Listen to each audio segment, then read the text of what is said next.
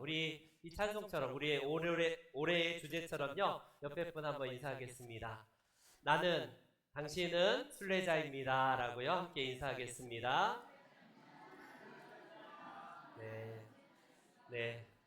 오늘 같이 함께 이 말씀을 중심으로, 본문을 중심으로 순례자 시리즈 10번째 시간으로 잠든 자를 깨우다, 잠든 자를 깨우다 라는 제목을 가지고 말씀의 은혜를 나누도록 하겠습니다. 이 세상을 살아가면서 여러 복 중에 대표적인 복이 뭐냐면 잠 잘 자는 복이에요. 잠 잘 자는 복. 여러분, 잠을 잘 자는 사람을 보고 에휴 저기 게으른 놈 이렇게 하지 않고 야 진짜 복된 사람이다, 진짜 잠 잘 잔다, 너 꿀잠 잔다 하면서 부러워하는 경우가 가끔 있어요. 그만큼 우리 옛 선조들도 잠을 자는 것을 복이라고, 잘 자는 것을 복이라고 할 만큼 잠을 잘 자는 것은 축복 중에 축복입니다. 어떻습니까? 네, 센스 있게 그냥 알아서 틀어주세요. 네, 그래서 잠을 잔다는 것은 밤에 아이가 너무 잠을 잘 자자. 그 잠자는 동안에 우리는 그 피로를 다 씻어내고요. 유해 물질을 다 해독하는 정화 작업을 잠자는 수면 시간에 하나님께서 하십니다. 그러니 우리 몸을 창조하신 창조주는 수면, 즉 잠을 잘 자는 것을 선물로 주셨다라고 성경은 말씀을 해요. 그래서 잠을 잘 자야지만이 다음날 우리가 정말 유익한 그 유용한 생리 활동을 위해서 잠을 충분히 잘 자는 것이 필요합니다. 여러분, 성경에 대표적으로 시편 말씀을 다 같이 한번 볼까요? 시편의 잠이 이렇게 보약 넘어서 어느 정도인지를 하나님이 말씀하십니다. 시작. 아멘, 아멘. 벌써 주무시는 분은 하나님이 진짜 사랑하시는 분들 같아요. 벌써 예배하기 전부터 막 설교하기 전부터 주무시는 분이 있는데 푹 주무세요. 괜찮습니다. 여러분, 하나님께서는 잠을 자는 것을 정죄하지 않아요. 먹는 것 자체를 정죄하지 않습니다. 우리가 쉬고 안식하고 노는 것 자체를 하나님은 정죄하시지 않아요. 그러나 잠을 잘 못 잔다는 것은 어떻습니까? 저희 어머니가 평생 동안 잠을 잘 못 주무시더라고요. 환경이 조금만 바뀌어도 아무리 편안한 호텔에 주무셔도 어느 곳으로 가도 이게 환경이 바뀌면 너무나 잠을 못 주무셔서 힘들다. 그래서 웬만하면 나가서 안 주무시려고 해요. 왜냐하면 잠을 못 자는 게 너무 괴롭고 힘들다라는 말씀을 하시거든요. 저는 아직까지 잠을 잘 못 잔다라는 것이 뭔지 모르기 때문에 그 잠 못 주무시는 분들의 그 애환, 그 고통, 그 수면에서 정말 깊이 숙면에 들지 못하신 분의 고통을 이해할 수는 없지만 간접적으로 많은 이야기를 들을 때에 이게 진짜 고통이구나 라는 것을 보게 됩니다. 오죽하면 상대를 고문할 때에 고문의 대표적인 게 잠을 안 재우는 거예요. 잠을 며칠만 안 재우면요 사람이 미치게 됩니다. 완전히 그냥 미친 사람으로 돌변하게 되는 게 이게 잠을 안 재우는 고문의 방법이라고 할 수 있어요. 그래서 성경은 우리들에게 잠을 하나님께서 선물로 주셨기 때문에 잠을 자는 것 자체는 정죄하지 않는데 문제는 뭘까요? 영적으로 잠을 자고 있는 상태를 향해서 성경은 경고를 합니다. 깨어라, 잠든 자여 어찌 미뇨, 너는 자는 자, 죽은 자들 가운데서 일어나 깨어라 라고 하면서 우리의 잠든 것을 영적인 게으름을 넘어서 죽은 상태라고 표현하고 있어요. 대표적으로 많은 구절이 있지만 마가복음과 로마서의 말씀을 보십시오. 이런 말씀하십니다. 주께서 오실 때에, 갑자기 재림하실 때에 그 예수 그리스도께서 너희가 자는 것을 보지 않도록 하라. 만약에 예수님이 수면 시간인 새벽 시간에 오면 그때도 잠 안 자고 있으라는 말이에요. 영적으로 잠을 자지 않도록 하라라는 말씀입니다. 또한 너희가 이 시기를 알거니와 너희는 자다가도 깰 때가 이미 되었다. 벌써 지났다라고 하면서 영적인 잠자는 것을 성경은 경계하고 있고 경고를 하고 있다라고 할 수 있습니다. 고린도 교회는 어떻습니까? 그들은 외적으로는 굉장히 풍요한 교회예요. 물질적으로도 헌금도 많이 들어오고 사람들도 얼마나 근사한지 나이스하고 근사하고 우아한 사람들이 교회 안에 많아요. 거기다가 은사가 다양하고 똑똑하고 잘난 사람이 많습니다. 그런 고린도 교회를 향하여서 바울 사도는 이렇게 이야기할 정도예요. 한번 같이 봅시다. 고린도전서 11장에 그러므로 너희 중에 약한 자와 병든 자가 많고 잠자는 자도 적지 않도다라고 이렇게 말합니다. 무슨 말일까요? 그들은 몸에 질병이 많은 교회구나. 잠을 푹 많이 자는 교회구나. 이걸 말합니까? 영적으로 병들어 있고 영적으로 잠을 자는 사람들이 있다는 것을 바울 사도는 고린도 교회를 향하여서 이렇게 이야기를 하는 겁니다. 그렇기 때문에 여러분, 영적으로 우리가 깊이 잠든다는 것은 신앙에서 위험의 징후 중에 대표적인 거예요. 무슨 말일까요? 교회만 오면 잠을 주무시는 분이 있습니다. 설교 시작하면 주무시고 설교 끝나자마자 기막히게 눈이 띄어지는 분. 그게 어쩌다가 한 번이면 육신의 피곤함이 우리의 이거 잘 수 있어요. 근데 매주마다 영적으로 잠이 계속 온다. 여러분 나 자신을 돌이켜봐야 돼요. 더 나아가서 아예 신앙에 대한 관심조차 없이 우리의 믿음의 여정에서 잠들어 버린 분들이 있습니까? 그런 분들이 있다면 오늘 본문을 통하여서 그리고 잔 버니언의 철로 역정의 다음 이야기를 통하여서 우리는 영적 교훈을 받고자 합니다.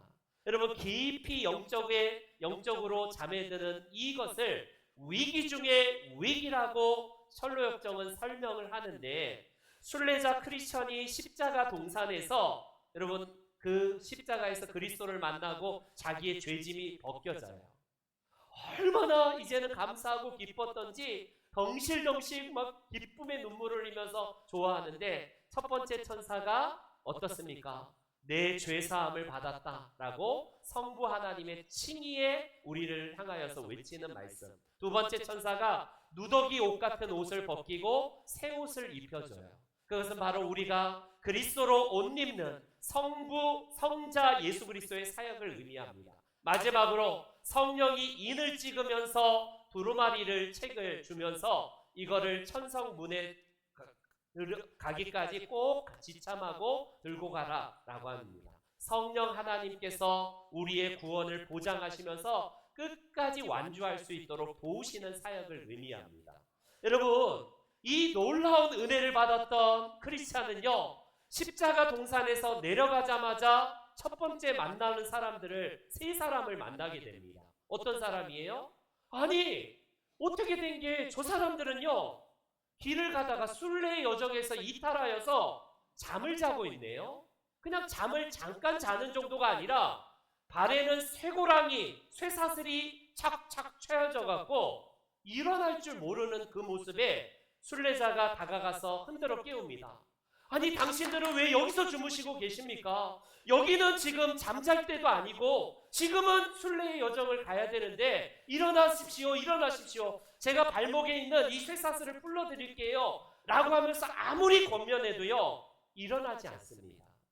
이 대목에서 저들의 상태를 철로 역정의 저자인 잔 버니언은 그 책에서 잠언서를 인용하면서 그들의 영적 상태를 이렇게 표현합니다. 어떻게 해요? 다 같이 읽어볼게요. 시작.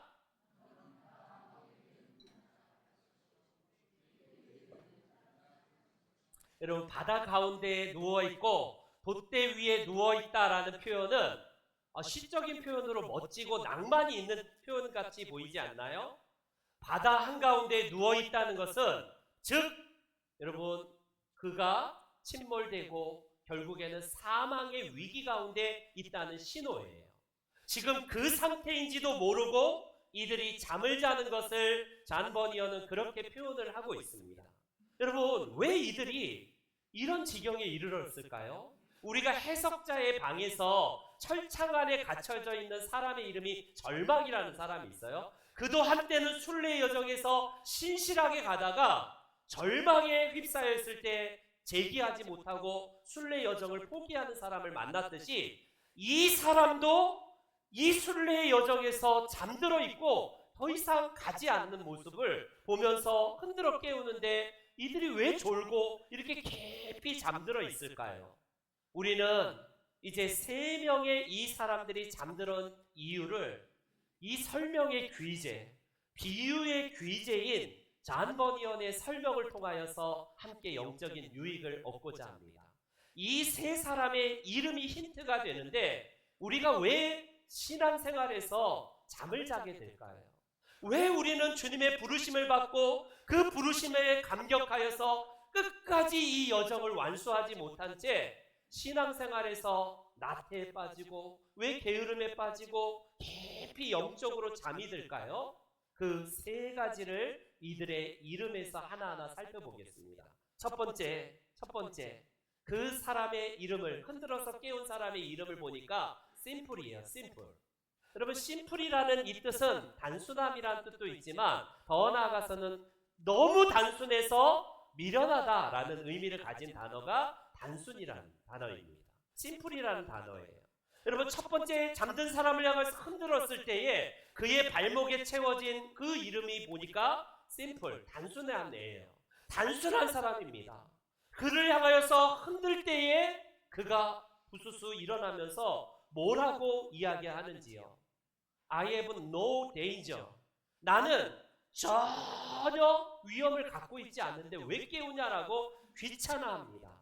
여러분, 지나치게 단순해서 너무 어리석은 사람, 저런 부류의 사람들을 일컬어서 오늘날로 말하면요, 단무지 인생이에요. 단무지 인생. 단무지가 뭡니까? 단순하고 무지하고 너무 지겨운 인생이에요.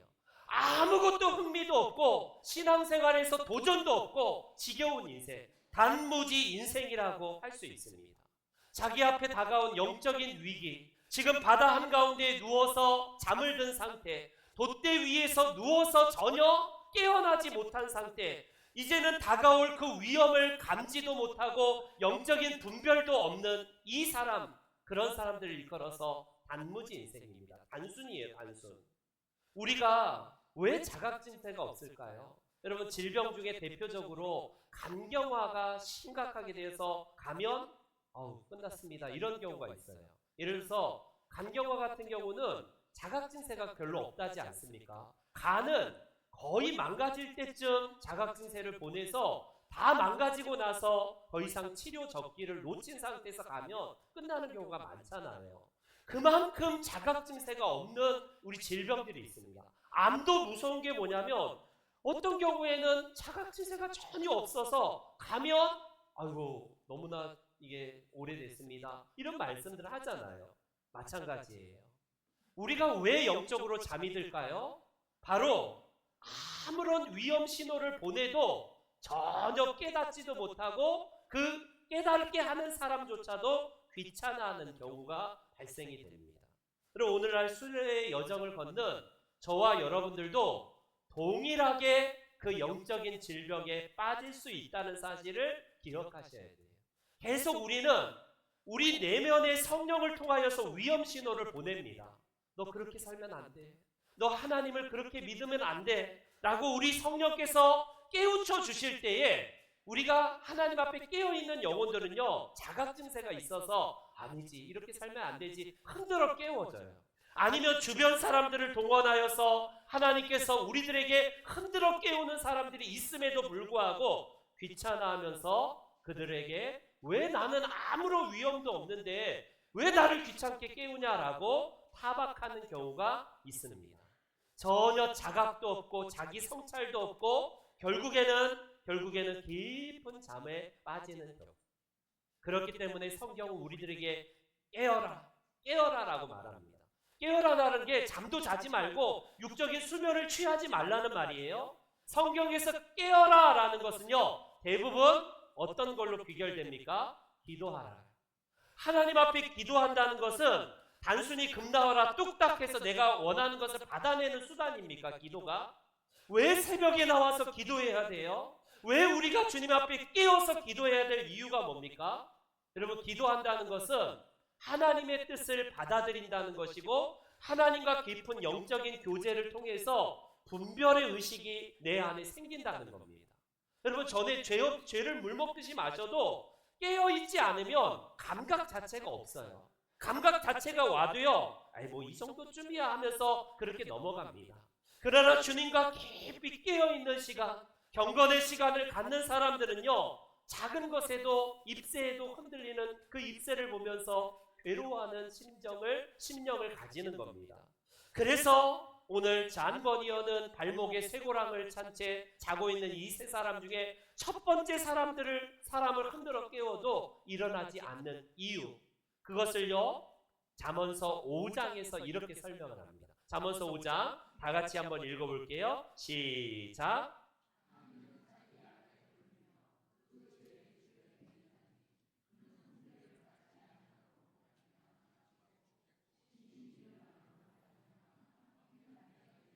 심히 미련함이 심풀이에요. 저 심풀은 왜 심풀이냐면요, 자기를 흔들어 깨우는 그 사람의 훈계를 멀리하고 받지 않는데요.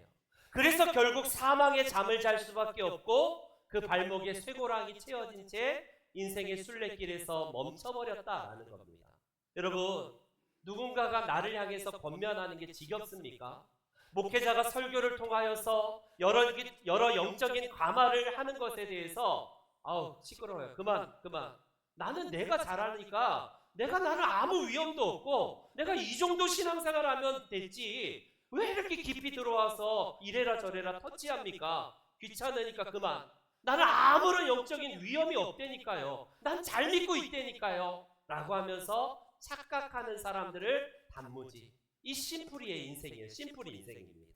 여러분, 우리의 영적인 상태가 이런 미련한 가운데에 처참한 가운데에 잠을 자면서도 각성이 없다면요, 우리가 나는 문제 없어, 아무 문제 없어 라고 말하는 우리들의 모습이 있는지를 하나님 앞에 점검해 보십시오. 그것이 바로 오늘의 단순, 즉 단무지 인생이라고 할 수 있습니다. 단순하고 무지하고 모든 것이 지겹고 내게 더 이상 터치하지 말라라고 그렇게 여러분들 생각하십니까? 내 옆에 나를 흔들어 깨우는 누군가가 있다는 게 복이에요. 우리 함께 그 길을 걸어가셔서 깨어있는 우리 성도님들 되시기를 주의 이름으로 축원합니다. 아멘. 두 번째, 첫 번째 사람이 일어나지 않을 때에 크리스찬은 두 번째 사람을 흔들어 깨웁니다. 그 사람을 흔들어 깨울 때 발목에 채워진 쇠고랑에 보니까 무슨 이름이 있냐면 슬로스라는 게으름뱅이, 게으름, 나태라는 이런 이름을 가진 사람이에요. 이 사람의 이름에서 잔 버니어는 왜 우리가 영적인 잠을 자는지를 명확하게 설명을 합니다. 영적인 게으름 때문에 그래요. 영적인 나태함 때문에 우리는 인생의 순례길에서 잠을 자고 있다라고 말씀합니다.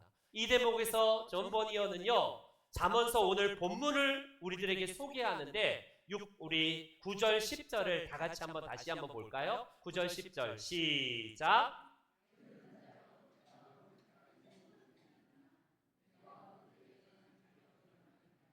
좀 더 자자, 좀 더 졸자, 손을 모으고 좀 더 누워있자, 이렇게 얘기하는 사람들입니다. 실제로 철로역정에서는요, 이 두 번째 사나이가 뭐라고 계속해서 흔들어 깨우는 이 크리스천에게 이야기하냐면 just a little more sleep, 조금만 더 잘 수 있도록 해줘, 귀찮게 하지마 라고 이 원문에는 이렇게 번역이 되어 있습니다.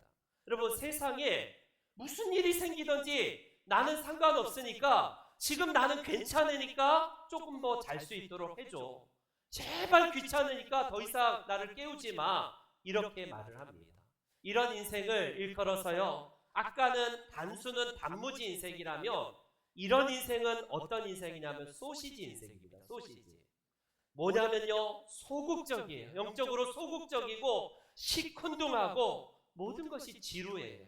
그래서 잠에 들고 잠자자, 잘 먹자, 부어라, 마셔라, 먹어라, 오늘을 즐기자라는 이런 사람들의 대표적인 모습입니다.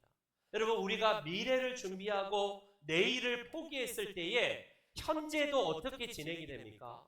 내일의 소망이 없는 사람들은요, 부어라 마셔라 더 자라, 아무 의미 없는 원생 즐기다가 그냥 죽자, 이게 오늘날의 시대사조 아닙니까? 영적 잠을 자는 우리 그리스도인들도 얼마든지 이 상태에 빠질 수가 있어요. 믿음의 결핍이 드러나는 순간, 혹은 작은 믿음이 그 사단에게 흔들려 버릴 때에는요, 어떻습니까? 하나님을 만날 준비조차도 전혀 관심 밖의 영역이에요.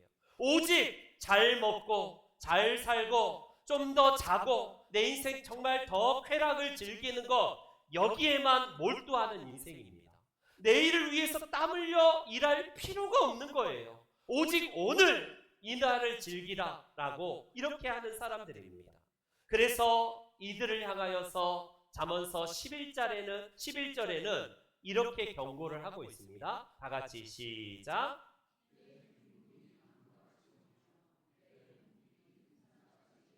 여러분, 영적 잠에 빠진 사람들은 어떤 상태의 지경까지 빠지냐면 강도가 오고 군사같이 빈곤과 곰핍이 온대요.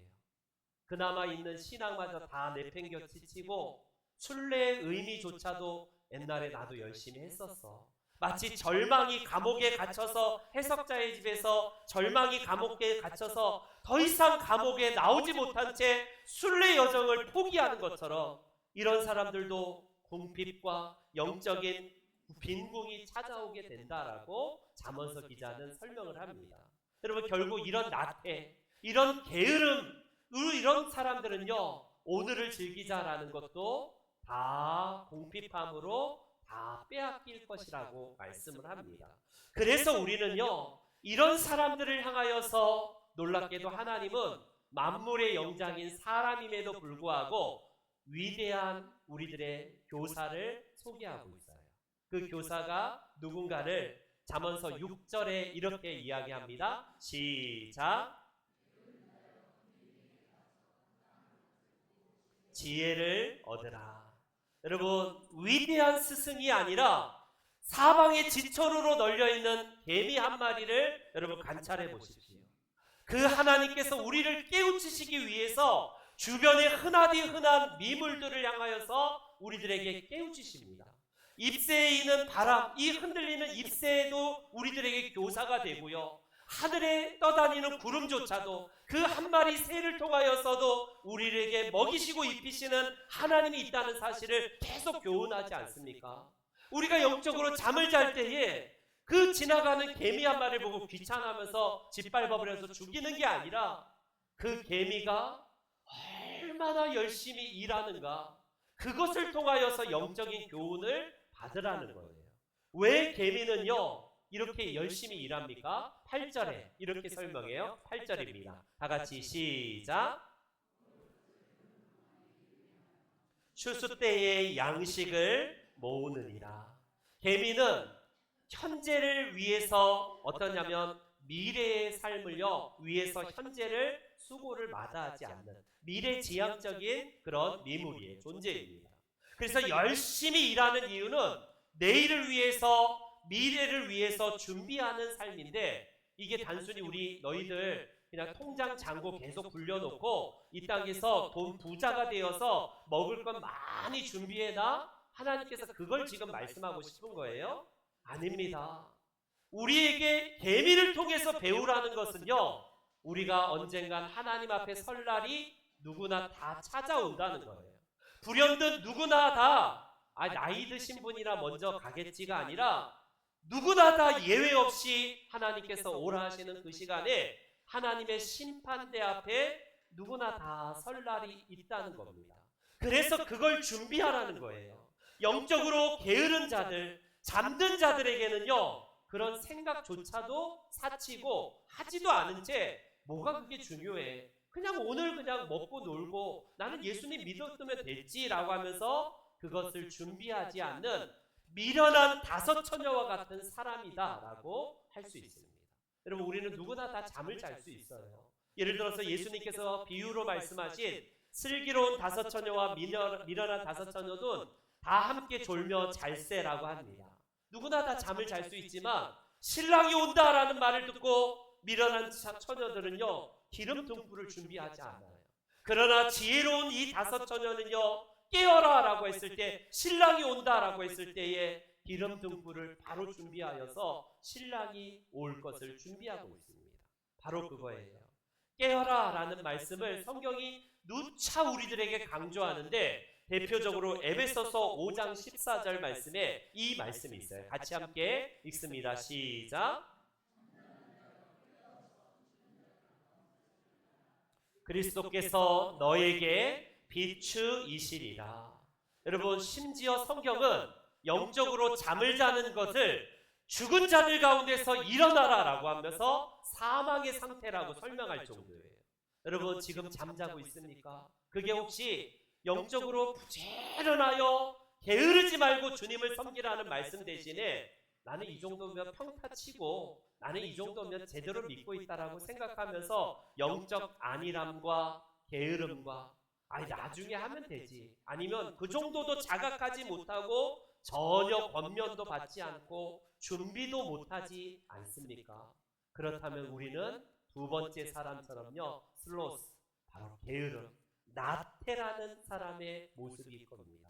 저와 여러분들은 깨어서 늘 부지런하여 우리 주님 앞에 설 그날까지 영적인 순례 여정을 올곧이 걸어가시는 성도님들 되시기를 바랍니다. 아멘. 세 번째, 두 번째 사람이 흔들어서 깨우지다 귀찮았는데 세 번째 사람은 더 가관입니다.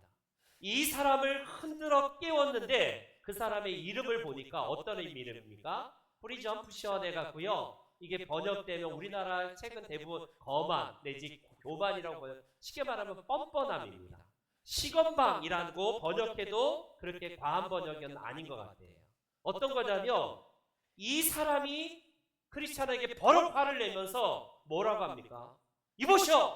사람마다 다 생각이 있고 다 나름대로 생각이 다 다른데 왜 남의 일에 참견해서 귀찮게 나를 깨우냐라고 소리를 지릅니다. 내 인생은 내 것이고 내가 알아서 책임질 테니까 남이사 더 이상 끼어들지 말고 당신 가던 길이라 가라고 소리를 지릅니다. 여러분, 그 사람의 이름답게 거만함이에요. 교만함이고요, 뻔뻔함이고 전혀 교훈을 받지 않고 오히려 여러분 이렇게 하는 사람들이 우리에게 있습니다. 이런 인생을 일컬어서요 저는요 어떤 인생이라고 하냐면 오이지 인생이라고 할 수 있어요. 오이지, 오만하고 이기적이고 지 혼자 잘난 인생입니다. 여러분, 이게 누군가 특별한 몇몇 부류의 사람이 아니라 내가 그런 사람이에요. 내가 오이지 인생이고 내 인생 내가 책임지고 내가 알아서 한다라고 하는 것이 오늘날 그리스도인들에게도 얼마나 많은지요. 예수 안 믿는 사람의 이야기가 아니라 순례의 여정에서 잠들어 버렸고 이렇게 거만하게 뻔뻔하게 하나님 앞에 대들은 사람들이 얼마나 많은지요. 그래서요 이런 사람들의 이 시대 사조가 오늘날의 모든 사람들에게 아예 세례가 되어 있습니다. 오늘날 사람들은요 더 이상 남의 얘기를 듣기를 싫어합니다. 네가 선이면 나도 선이고 나도 생각이 있으니까 더 이상 가르치지 마. 나한테 설교하지 마. 설교가 오히려 설교하지 마가 오히려 이렇게 저주가 돼버린 시대를 살고 있습니다. 이런 세속적인 인본주의, 각자 자기 소견에 옳은 대로 생각하고 말하고 행동하는 시대, 이게 오늘날의 시대예요. 지금으로부터 150여 년 전에 위대한 시인 한 사람이 위대한 시를 통해서 유럽과 전 미국을 깨우는 이 위대한 시를 발표하게 됩니다. 그 사람의 이름은요 윌리엄 어니스트 헨리라는 이 사람인데, 저분의 시 중에 가장 위대한 시가 뭐냐면 인빅터스라는 저 시인데요, 불굴이라는 뜻이에요. 무적, 뭐 저런 뜻으로 해석이 되는데, 저 사람이 어렸을 때 소아마비로 한쪽 다리를 잘라서 그런지 몰라도 자기 스스로 의지를 가지고 보란듯이 성공한 사람이거든요. 시 문단에서 대표적으로 대단한 사람인데, 저 인빅투스라는 저 시에서 한 두 줄만 소개하겠습니다. 다음 거, I am the master of my fate. I am the captain of my soul. 나는 내 운명의 주인이고 내 영혼의 선장이다. 그러니 남한테 기댈 필요도 없고 내가 운명을 개척하면서 내 인생 잘나게 그렇게 세상 사람들에게 보여줘라. 얼마나 유럽과 미국 사람들이 열광했던지 저 시가 지금도 사람들에게 뇌리에 박혀서 든든한 여러분 인생의 잠원이 됩니다. 여러분 내 인생에 다른 사람이 아니라 네가 인생의 책임자야. 네가 네 운명의 주인이기 때문에 남을 의탁할 필요가 없어. 저 사조가 오늘날 사람들에게 먹혀들지 않습니까? 이 시의 내용에 적잖은 많은 사람들이 오늘날 동조하면서 내 인생은 내 것이야. 내가 책임지는 인생이지 라고 하면서 그렇게 살지 않나요? 그러나 인생의 깊은 절망을 만났을 때에 과연 내가 내 인생의 주인인가요? 내 운명의 주인으로서 내가 막 컨트롤하고 있고 내 영혼의 선장으로서 내가 마음대로 이렇게 가면 그 인생이 펼쳐지던가요? 얼마나 우리는 한계를 경험하고 절망의 깊은 밤에서 우리는 절망에 빠지는지 몰라요. 그래서 우리는 이렇게 외쳐야 됩니다. 이렇게 외쳐야 돼. 다음 컷 한번 더 보여주세요. 네, 아니요. 그 다음 컷. 아니, 그 다음 컷. 네, 한 번 더 누르고 또 한 번 눌러주세요. 네, 또 한 번. 낫을 붙여야 됩니다. 낫. 나는 내 운명의 주인이 아닙니다. 나는 내 영혼의 선장이 아닙니다라고 정말 손살을 치면서 우리의 주인과 우리의 선장은 누구냐면 주님이십니다. 하나님이십니다라고 선포하는 인생이 우리 그리스도인들이에요. 세상 사람들은 자기 잘난 것처럼 오이지 인생 살아갑니다. 오만하고 이기적이고 지 잘난 대로 살아가는 게 세상 사람인데 우리 인생의 여러분 운전대를 누가 잡고 계세요? 내 운명의 주인은 누굽니까? 우리 운명의 선장은 우리 예수 그리스도예요. 인생의 바다 가운데에 그 우리를 인도해 가시는 분이 우리 주님이시기 때문에 그 우리의 운전대를 맡겨야 되는 겁니다. 맡겨야 되는 거예요. 그래서 여러분 이 사실을 깊이 절감하고 그렇게 고백했던 사도 바울은 갈라디아서 2장 20절에 이렇게 고백하지 않습니까? 내가 그리스도와 함께 십자가에 못 박혔나니 그런즉 이제는 내가 산 것이 아니고 오직 내 안에 그리스도께서 사시는 것이라. 이제 내가 육체 가운데 사는 것은 나를 사랑하사 나를 위하여 자기 자신을 버리신 하나님의 아들을 믿는 믿음 안에서 사는 것이라. 여러분 이 고백입니다. 이 위대한 고백의 핵심은 내 인생의 주인이 내가 아닙니다. 내 인생, 내 운명의 주인은 내가 아니라 오직 그리스도시고요. 내 모든 영혼의 선장 되시는 분은 우리 주님이십니다라는 이 위대한 고백입니다. 저와 여러분들은 어떻습니까? 이 고백이 없으니까 우리는 어떻게 살아요? 내가 알아서 한다니까. 더 이상 이래라 저래라 참견 좀 하지 마. 내가 신앙생활 잘하고 있다고 생각해서 알아서 할 테니까 더 이상 끼어들지 마. 영혼의 잠을 자는 사람의 대표적인 모습이에요. 그러면서 오히려 소리 지르면서 내가 알아서 할 테니까 라고 하면서 전혀 권면을 듣지 않는 오이지 인생입니다. 이런 사람들은 영적으로 지금 사망의 상태, 잠을 자는 상태라고 말씀을 하고 있어요. 이제 결론을 맺겠습니다. 철로역정을 통해서 우리는요, 하나님께서 잠번이언을 통해 주시는 이 영적 교훈이 얼마나 귀한지 몰라요. 우리의 순례 여정은 자동적으로 예수님 믿으면 나중에 구원받고 천국 가면 되지. 그게 아니에요. 이 중간에 순례 여정에서 얼마나 많은 변수들을 만나고 위기를 만나고 영적인 잠에 빠질 수도 있다는 사실을 우리는 경험하게 되지 않습니까? 지금 혹시 너무 단순해서 그 본문을 깨우치지 못하고 자각지세가 없진 않아요? 아니면 너무나 게을러서 권면조차도 굳이 내가 열심히 할 이유도 모른 채 신앙생활이 아닌 종교생활을 하고 있지 않습니까?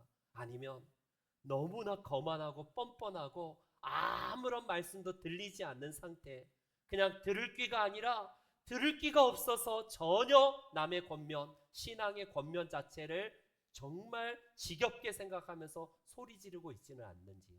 그런 단무지 인생, 소시지 인생, 오이지 인생이 아니라 우리들에게 하나님은요, 베드로서들을 통해서, 로마서를 통해서 이렇게 다시 한번 권면합니다. 잠언 우리 다시 한번 읽어볼게요. 시작.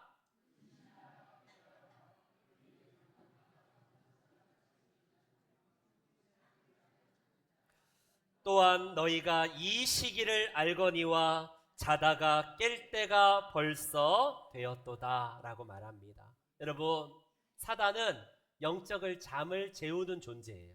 어떻게든지 야, 너 잘하고 있어. 잠을 계속 재웁니다. 그러나 우리 하나님은 우리를 깨우치셔서 지금은 자다가 잘 때가 아니야. 깰 때야 라고 우리를 깨우시는 분입니다. 잠을 자시겠습니까? 깨겠습니까? 저와 여러분들이 사망의 잠을 자는 이들이 아니라 늘 주님 오실 그날을 향해서 우리의 순례 여정에서 깨어서 그분과 함께 순례 여정을 오롯이 걸어가시기를 축복합니다. 더 나아가서 지금 이 순례 여정에서 잠들어버린 우리 주변의 사람들이 있을 거예요. 그들에게 권면하고 그들이 오히려 나에게 정말 오히려 도로 뭐라고 할지라도 이 순례자 크리스찬처럼요, 그들 잠드는 영혼들을 깨우는 그런 역할을 통해서 우리가 부르심을 받았습니다. 그들에게 권면할 때에 이 시대의 수많은 잠든 영혼들이 우리들을 보고 영적인 영성의 모델에 귀감이 되시는 우리 모든 순례자분들 되시기를 주의 이름으로 축원합니다. 아멘. 다 같이 일어나